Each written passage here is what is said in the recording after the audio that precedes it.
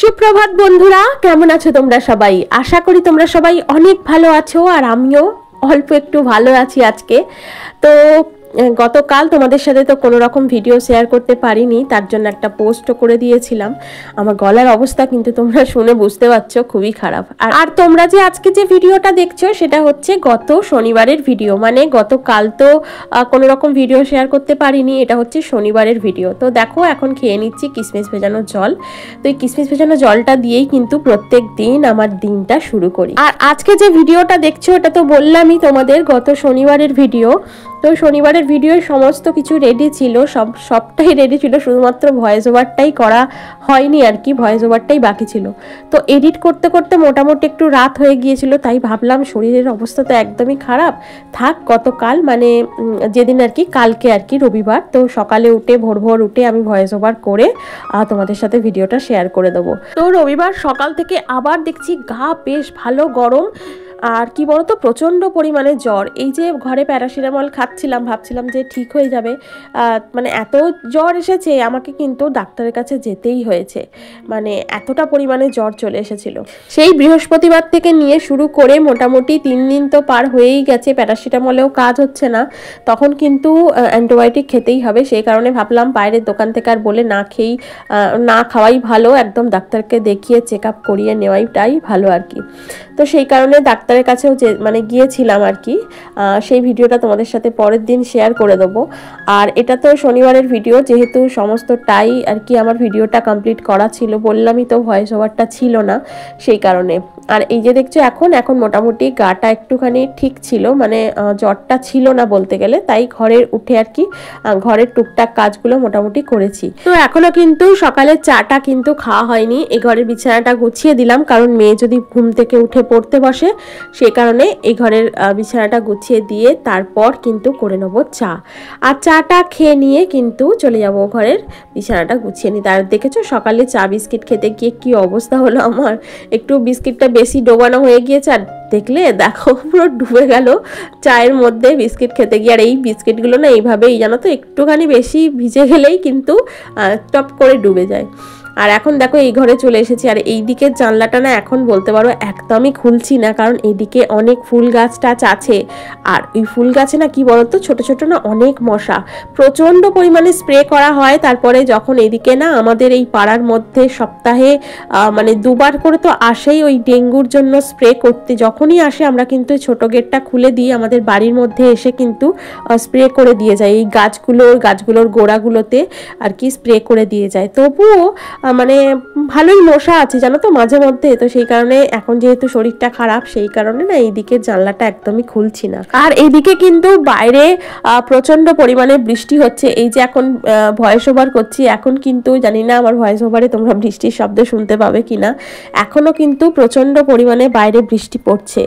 আর এই যে জানলাটার পর্দাটা সরিয়ে দিলাম, একমাত্র এই দিকের জানলাটাই একটু মাঝে মধ্যে খুলছি, কেন বলো তো, একটু হাওয়াটা আসবে। আসলে এই দিকটা একটু রোডের দিক, তো এই দিকটা মানে একটু এই জানলাটা দিয়ে একটু রোদও আসে, সেই কারণে। এদিকে ঘরদোরগুলো মোটামুটি ঝাটফাট দিয়ে দেখো এখন করে নিচ্ছি মানে আর কি রুটিটা, মানে টিফিনের আর কি জলখাবারের জন্য রুটি আর একটু ডাল সিদ্ধ করে নিচ্ছি। অনেকদিন জলখাবারে রুটি করা হয়নি, মেয়ে বলছে মা আজকেও কি তুমি ওই ছাতু গুলে দেবে। তখন দেখলাম যে না, আমিও তো খেতে পাচ্ছি না, মুখটাও ঠিক নেই, ছাতুটা তো আমিও ঠিকঠাক খেতে পাচ্ছি না, আমারও আর ভালো লাগছে না, কারণ এমনি জ্বরের কারণে মুখ খারাপ। সেই কারণে বললাম না চল আজকে একটু রুটি করি তাহলে। তাই আজকে জলখাবারে করে নিচ্ছি রুটি, আর মনের বাপি তো যেহেতু ভাজাভাজি খাবে না, তাই ওর জন্য করে নিয়েছিলাম একটু মুসুরির ডাল সিদ্ধ, আর আমাদের জন্য একটু করে নেবো আলু ভাজা। তো দেখো না মেয়েই কিন্তু ক্যামেরা ধরে দিচ্ছে জানো তো, আজকে কিন্তু বেশিরভাগ ক্ষেত্রেই মেয়ে আমাকে অনেকটা হেল্প করেছে, ওই স্ট্যান্ডের মধ্যে আর কি ফোনটা দিয়ে আর কি ভিডিও আজকে বেশিরভাগ করিনি, আজকে কিন্তু মেয়েই ক্যামেরা ধরে দিয়েছে আমাকে, এখনো পর্যন্ত কিন্তু মেয়েই ক্যামেরা ধরে আছে। আর আজকের বারটা যেহেতু শনিবার, তাই কিন্তু আজকে ওই রান্নাবান্নাও নিরামিষই হবে। আর এদিকে সমস্ত কাজকর্ম গুছিয়ে নিয়ে একটু কাটাকাটি করে বসিয়ে দেবো রান্না। আসলে কি বলতো, শনিবার তো, শনিবার দিনকে মোটামুটি আমার ঘরে যা থাকে আর কি সেটা দিয়েই চালিয়ে নেওয়ার চেষ্টা করি। আসলে কি বলতো, সপ্তাহে একটা দিন আমি খরচা বিহীন রাখতে চাই, মানে এই একটা দিন আমি খরচা মানে আমি চাই, চেষ্টা করি আর কি, যতটা সম্ভব চেষ্টা করি যে আমার ঘর থেকে কোনো পয়সা যাতে না বেরোয়। এইভাবে না একটা সেভিংস হয় জানো তো, সেই সেভিংস করে আমি ভালোই টাকা জমাতে পারি, তো সেটাই করার চেষ্টা করি। আর এই টিপসটা কিন্তু তোমাদের সাথে একটা স্পেশাল ভিডিওতেও শেয়ার করেছিলাম, আর এটা কিন্তু আমি অনেক ভিডিওতেও আগেও বলেছি যে আমি এইভাবে একটু সেভিংস করি। আর এদিকে দেখো মায়ের খাবারটা ঢাকা দিয়ে রাখলাম, কারণ মা এখনো ফুল তোলা হয়নি, শেষ হয়নি, তো মা বললো তুমি খেতে থাকো, আমি আসছি, তো সে কারণে রুটিটা ঢাকা দিয়ে রাখলাম, শক্ত হয়ে যাবে। আর এদিকে টিফিনটা খাওয়া হয়ে গিয়েছিল, আর এখন দেখো ঘরটাও মুছে নিচ্ছি। তখন কিন্তু ঝাড় দেওয়ার পর ঘরটা মোছা হয়নি, কারণ মনের বাপির একটু বেরোনোর ছিল, তো বললো আমি একটু বেরোবো, তো আমাকে একটু তাড়াতাড়ি টিফিনটা করে দিলে ভালো হয়। তাই ওকে ডাল সিদ্ধ রুটিটা করে আগে দিয়ে দিয়েছিলাম, তারপর কিন্তু আমাদের বাকি ওই আলু ভাজা রুটি মানে আর কি পরে করেছিলাম।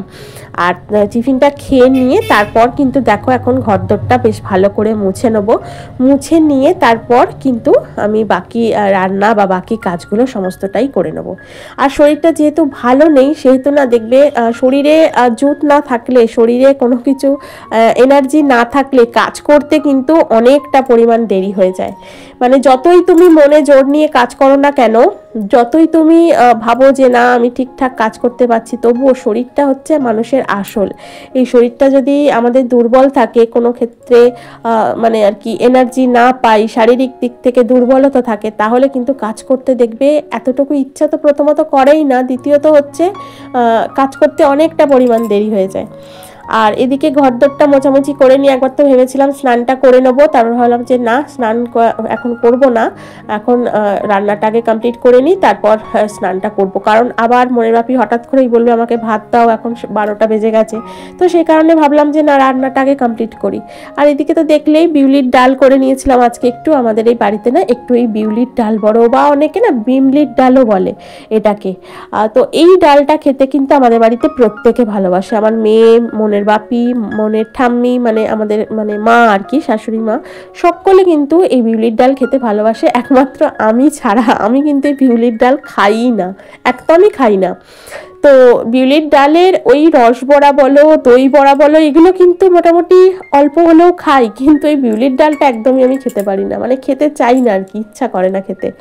যাই হোক, আমি ওই আলু পটলের তরকারি, দেখছো তো আলু কাটলাম, পটল কেটে নিয়েছি, তো এটা দিয়েই আজকে দুপুরে ভাতটা মোটামুটি খেয়ে নেবো। আর মুখে যেহেতু কোনো রুচি নেই, স্বাদ নেই, সেহেতু খেতেও যেন ইচ্ছা লাগছে না, জানো তো, মনে হচ্ছে কিচ্ছু খাবো না, চুপচাপ করে ওই শুয়ে থাকি, একটু রেস্ট নিই, তাহলেই হয়তো আমি একটু ঠিক হয়ে যাব। এদিকে দেখো পটলটা ভেজে তুলে নিয়েছিলাম, আর এদিকে একটু আদা, একটু টমেটো পেস্ট করে নিয়েছি। আর আলু তো এখন ভাজা হচ্ছেই, আর এর মধ্যে কিন্তু ওই আদা, জিরে, এইটা আর কি এর মধ্যে বাটাটা দিয়ে দেবো, দিয়ে ভালোভাবে কষিয়ে জল দিয়ে দেবো।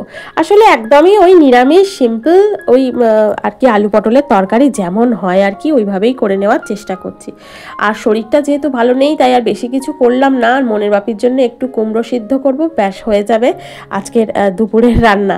মানে বেশি কিছু করিনি। আসলে কি বলতো, রাতের দিকে না একটু ঘুগনি করব, মেয়ে না প্রচণ্ড পরিমাণে বায়না করছে একটু মটর ভেজাও, একটু ঘুগনি করে দেবে, তো সেই কারণে দেখো একটু মটরও ভিজিয়েছি। আর মটর ভিজিয়ে না আমি সবসময় এভাবে না জানলার সামনে রাখি, জানলা বা কোনো কিছু খোলা জায়গায় যেখান থেকে বাইরের আলোটা একটু পাওয়া যায়।